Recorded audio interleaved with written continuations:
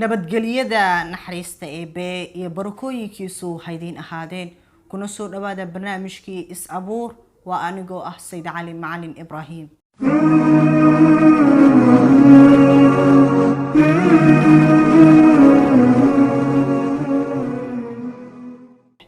hadda waynu is aaminsanahay waxaynu u baahanahay oo kaliya waa kalsooni waynu is abuuraynaa waxaynu nahay kuwa wax curin kara waxaynu nahay kuwa naftooda kaalmaysanaya maalmo haday naga xumaadaan maalmo ka wanaagsan oo ka waxtar fiican baynu sugaynaa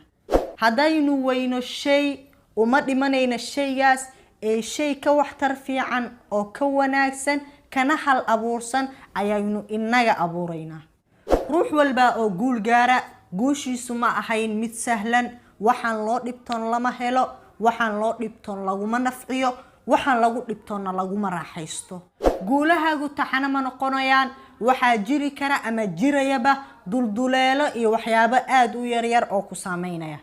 waa sunnada alle in bini'aadanku kaamil noqon seenberi si walbood u dadaasho ama aad wax walbo isugu daydo ma gaaraysid shay ilaa uu alla micigaada ahaado mooye shay walba waxaad ka guul gaari kartaa ama aad ku guuleysan kartaa markuu alla micigaaga yahay seenberi alla ku kalsoonow xilli walba alle bari oo gacmahaaga kor u taago alla wuu ka xishoonayaa adoonkiisa oo gacmihiisa kor ugu soo taagay inuu celiyo wax la'aan waana ka mustaxiil sunnada allana kuma jirto guud ahaanba shayada aynu qabano way kala duwan yihiin dhan walbana waynu u aadnaa shay walba aynu sameynayno waxa waajib ku ah inaynu niyadeena saafi ka dhigno allana aynu isdul saarno alla waxaynu uga baahanana inooma weynaya wax walba aynu u baahanaa waynu ka helaynaa hadaynu nahay kuwa caqiidadooda iyo aaminsanaantooda alle ay ka aaminsan yihiin aad u wanaagsan allana waxaad ka malaysato buu ku yahay alle hadaad ka malaysato qof aan waxba ku qaban karin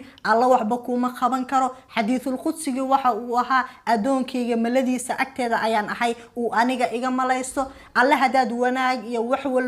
walba u baahan tahay inuu ku sameyn karo hadaad aaminsan tahay wax walba alla wuu karaa